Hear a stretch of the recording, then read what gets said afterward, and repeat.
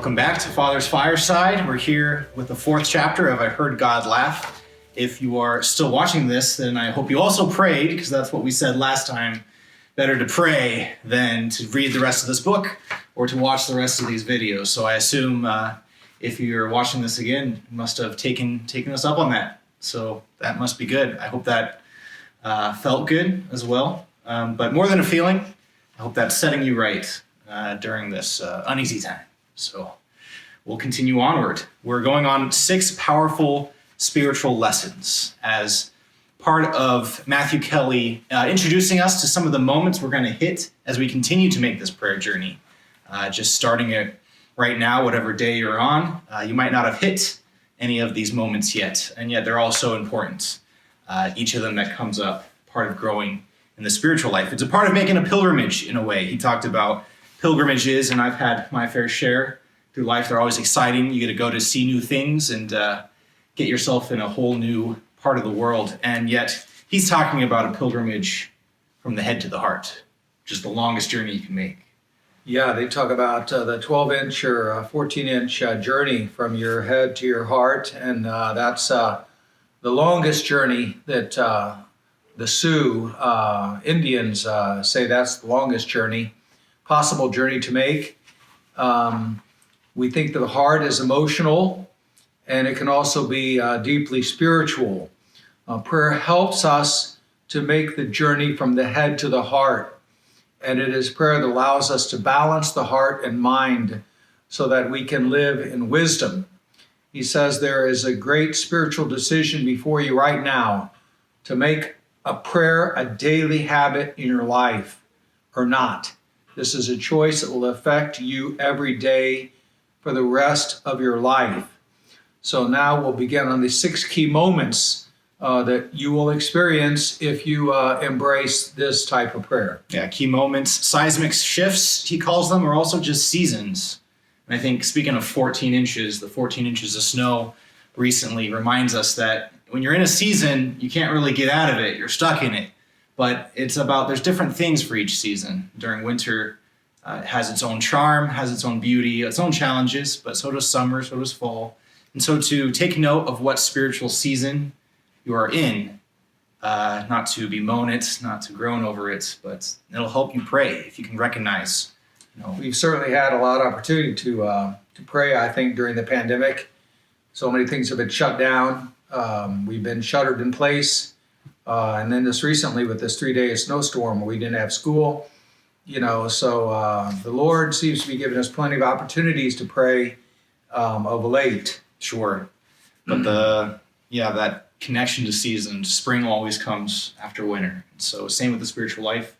After some of those most trying times, when you stick to prayer, you stick it out to the end, that's when you get those consolations. So we begin on the first seismic shift, the first moment to begin the spiritual life. Yeah. Which is just beginning the conversation. Yeah, beginning the conversation. That is step 1, the first shift. Prayer is a conversation.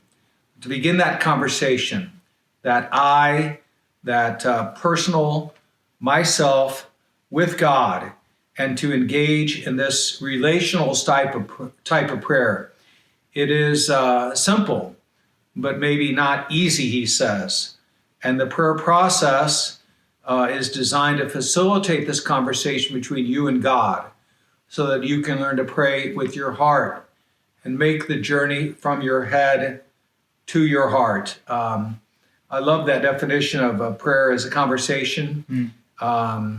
Just talking and listening and not doing all listening or not doing all talking, but having the conversation to give and take, speaking about what is happening in your life, who's on your heart, who's on your mind that you want to pray for. And that prayer process really does bring that out. Sure. And even every time we even say a Hail Mary or an Our Father, it begins with a salutation, Our Father, or Hail Mary. So just to let that sink in, that every time you pray, you really are starting a conversation. Love it. The second shift, ask God what he wants. Matthew Kelly talked about how that was a huge moment in his own journey. So maybe throughout these 21 days, you're trying to form that habit. You've been doing so well, but by trying to, tell God everything going on in your life, tell him everything you're thinking, what your plans are, and that's all good. But there comes this moment where we suddenly realize, God, what do you want me to do? It's the big question. That's what gets us to start asking those big questions. God, what do you think I should do about this? And just how much that would solve so much. Spiritual curiosity, he mentions on page 71, that really caught my attention. That God has big dreams for us, even bigger than we can sometimes think of as we're relating to God, everything we're thinking about in prayer. And so this question can also be very invigorating because it really opens you up to new possibilities you didn't even see possible. And so as it's natural and normal for a child to ask for something from his loving Father, so this changes the focus of prayer and really puts us as a child before God. You say, Lord, what do you want me to do? Certainly, Mary is a great example of that. In the fiat, be it done to me according to your will. Christ, of course, always obedient to his Father and seeking his Father's will. So the next shift, the third shift, is giving yourself to prayer. To stop doing our prayer and start giving ourselves to prayer. Giving yourself to prayer allows showing up and letting God do what he wants to do with you during the time of prayer. So he says, time together without an agenda. Married couples with young children, he says, very little carefree timeliness, probably none unless they set out intentionally to create it. So just that carefree timelessness, just spending time with God, giving yourself to the Lord.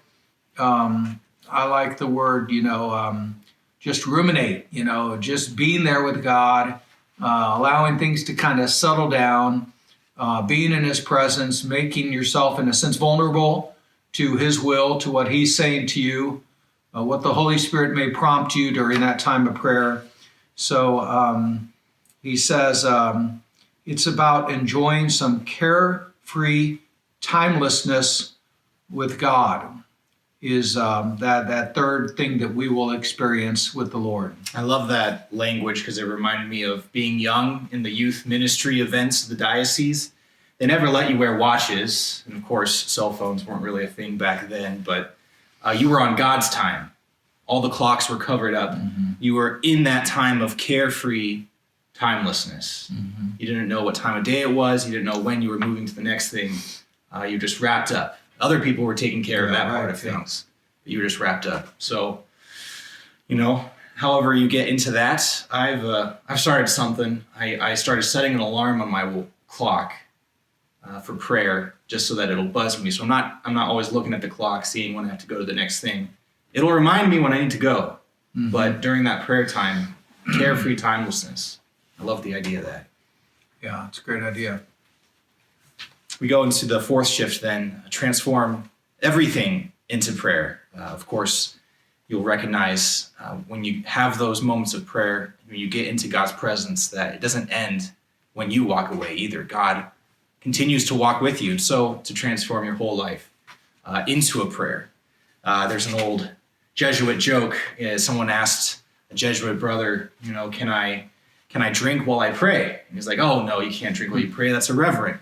Then he was asked, well, can I pray while I drink? And he's like, yes, of course. You should you should pray always. But there's something real to that. There's something real to that no matter what we're doing, God is with us. Emmanuel, as it says, Matthew chapter 1:23, the Christmas message, God is with us. He made his dwelling place among us. Behold, I with you always, even until the end of the age. All of these things should remind us that everything is a prayer. And not that we're always, running through, Hail Marys in our mind, but we're just always open to anything that we come across in our day that God might be speaking to us through. Mm-hmm. And things start to jump out when you increase that awareness. Worked with the missionary charity sisters a lot of times, and they will literally pray a rosary when they're preparing the meal, when they're chopping vegetables. They integrate their prayer into their daily work. I know the Benedictines do the same. He says here on page 74, God is with us when we wash the dishes, when we change the baby's diaper, when we mow the lawn, make love to our spouse, commute to work, have dinner with our family, take care of a sick relative, pay the bills, work on our budget, talk to our children, when we hold hands with a friend. Always, everywhere, and in everything, God is with us. That's kind of brings it down to earth pretty well. Mm-hmm. God's saying, take me with you. Let me come along and keep you company. Just imagine God saying that to you. Okay, the fifth shift, making yourself available, availing yourself to God. He talks about, being 100% available to God. He gave a nice little story about when he did the Camino in Spain. Did you do the Camino? No, not had the chance yet. Yeah, but I've seen all the statues around Europe, all pointing you in that direction. Well, it's that walk, anywhere from 50 probably to 500 miles, and across northern Spain to Santiago de Compostela. And anyway, he went on it, and he knew they were only supposed to take 20 pounds in the backpack, and he thought, at first that's impossible. But then once he started to carry it, he kept reducing down every step of the way, and finally he got down to bare minimum. And he used that as kind of an analogy that we all have a lot of stuff in our life. We have a lot of possessions, we have a lot of clutter, we have a lot of things. And for prayer, all that is necessary that we come before the Lord. Just our presence, and just to be there with him without, it says, I have experienced the emptiness of selfishness, and I've experienced the ecstasy of emptying myself so that God could fill me up. So making space for God in your life, it's an essential part of this spiritual journey we are embarking on. We crowd God out of our lives by filling our lives with things that don't matter. Remove the things that don't matter to make space for God in your life, in your heart, mind, and soul. He will occupy whatever space you make available to him. Whatever space you make available to God, he will fill with unimaginably good things. So, to make space for him, literally, spiritually, to declutter. I know the Marian sisters are good about decluttering. Sometimes they spend a couple days just decluttering, not their own stuff, but they'll help each other to declutter. You haven't been here long enough to have to declutter, but you could probably help me declutter. I had, say, 50 t-shirts from the last 12 years that accumulated in my closet, so it felt pretty good to reduce them down to 20. Sure. The ones I didn't even know I had at the bottom of the stack.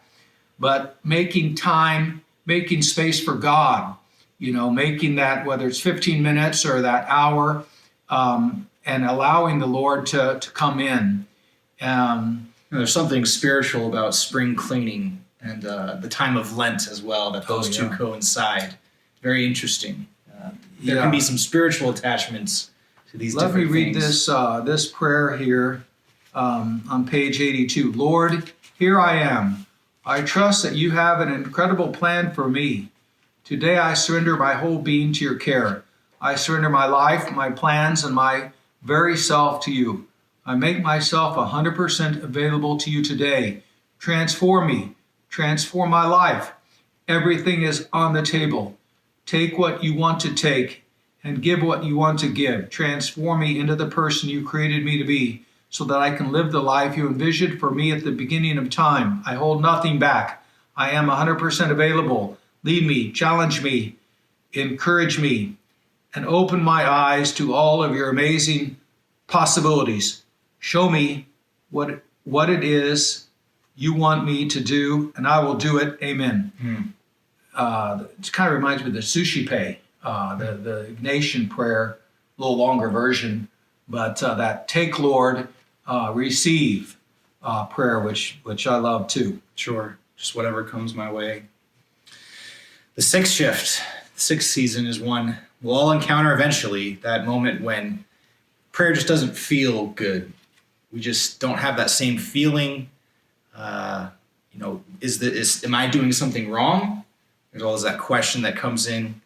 But we're not supposed to judge our prayers by feelings. We don't know what God is working. And so the old priest that told Matthew Kelly, just keep showing up.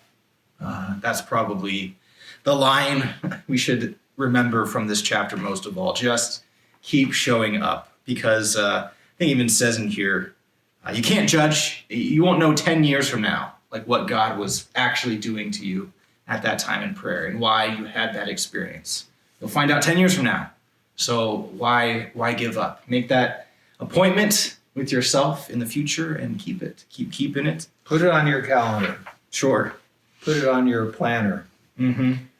So these 6 life-changing awakenings, he says that God does all the heavy lifting in the spiritual life. These are things that God does in us. All he asks us to do is open ourselves to him and to cooperate. There are things about them that make them all beautiful and similar, and still everyone is astoundingly unique. So the first step, begin the conversation. Second, ask God what he wants. Third, give yourself to prayer. Fourth, transform everything into prayer. Fifth, make yourself available. And lastly, just keep showing up. All you need to do is respond to the desire that the Holy Spirit is stirring in your soul right now. He says, along the way, be mindful that the spiritual life is not a straight line. It's not a checklist list of items to work through. Everyone does not encounter them in the same order. There will be steps forward and steps back, but learning from those steps back and continuing to push forward. Sure. That little chart on page 86 might be helpful to look at and pray with. What season am I living in right now, and what's my way forward from here? And we'll keep moving forward as well. Next week, we'll have our last discussion on part 5 of I Heard God Laugh with Matthew Kelly. So if you'll persevere with that, keep praying, and we'll see you next week. God bless.